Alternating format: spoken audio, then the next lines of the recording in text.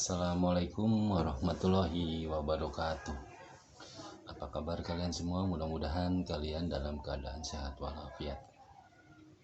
Materi hari ini kita melanjutkan materi minggu kemarin, yaitu tentang tes eksplanasi ya.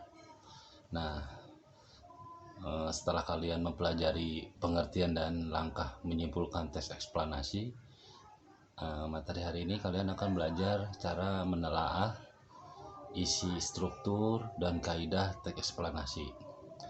Jadi cara menelaah teks eksplanasi yaitu dengan melakukan analisa atau analisis dari segi struktur teks serta ciri kebahasaannya.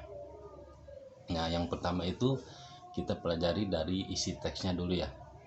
Jadi isi teks eksplanasi itu yang berisi penjelasan-penjelasan tentang proses mengapa dan bagaimana dari suatu topik yang berhubungan dengan fenomena-fenomena alam maupun sosial yang terjadi dalam kehidupan kita setiap harinya.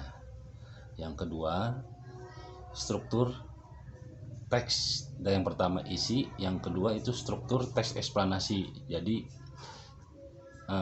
yaitu yang menerangkan atau menjelaskan mengenai proses atau fenomena alam atau sosial. Jadi teks eksplanasi itu terdiri dari bagian-bagiannya, ada beberapa strukturnya, antara lain yaitu pendataan umum, ada deretan, penjelas, dan interpretasi. Nah, kalau kalian masih awam ya, pengertian dari interpretasi itu adalah yaitu memaparkan kesimpulan dari permasalahan yang diungkapkan dengan memberikan kalimat-kalimat opini di akhir paragraf. Jadi dalam struktur, Bapak jelaskan kembali, jadi dalam struktur teks eksplanasi itu ada beberapa struktur. Yang pertama itu pernyataan umum, yang keduanya kata penjelas, deretan penjelasnya, yang ketiga itu interpretasi. Jadi interpretasi itu adalah memaparkan kesimpulan dari permasalahan yang diungkapkan dengan memberikan kalimat opini pada akhir paragraf. Jadi Bapak simpulkan itu, interpretasi itu memberikan opini di akhir paragraf teks eksplanasi ya. Nah, yang selanjutnya kita akan membahas tentang kaidah kebahasaan teks eksplanasi. Jadi teks eksplanasi itu berbeda dengan teks yang lain. Jadi teks ini memiliki bahasa yang dapat membedakan teks yang lain. Nah, ciri kebahasaannya itu muncul dalam teks eksplanasi seperti ada serapan, konjungsi. Kalau konjungsi itu nama lainnya adalah, atau pengertiannya adalah penghubung antar kalimat, konjungsi ya. Dan yang terakhir ada hubungan sebab akibat. Bapak ulangi lagi. Jadi kaidah kebahasaan teks eksplanasi itu ada beberapa ciri dalam yang sering muncul dalam teks eksplanasi itu. Yang pertama ada kata serapannya, yang kedua ada konjungsi atau kata penghubung, yang ketiga ada sebab akibat.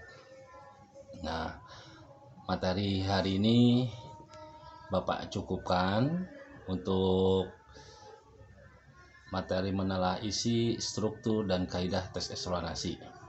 Nanti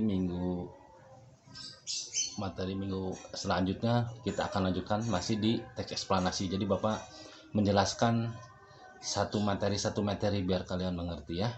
Nah, untuk tugasnya nanti Bapak akan kirim link pengerjaannya untuk absen dan pengerjaan tugasnya ya. Nah, untuk pengerjaan tugasnya kalian kerjakan di LKS kalian itu di halaman 54 dan 55. 54 dan 55 bagian A dan bagian B. Nanti kalian kerjakan di link yang akan Bapak kirim. Nanti Bapak akan share ke wali kelasnya masing-masing. Itu saja materi hari ini. Tetap semangat,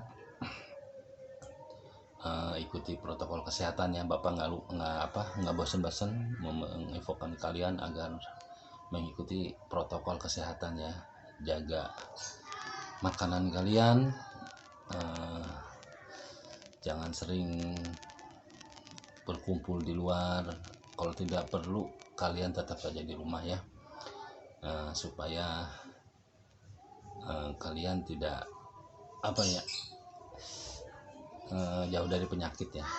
Dan mudah-mudahan kalian secepatnya lagi bisa belajar langsung secara offline ya.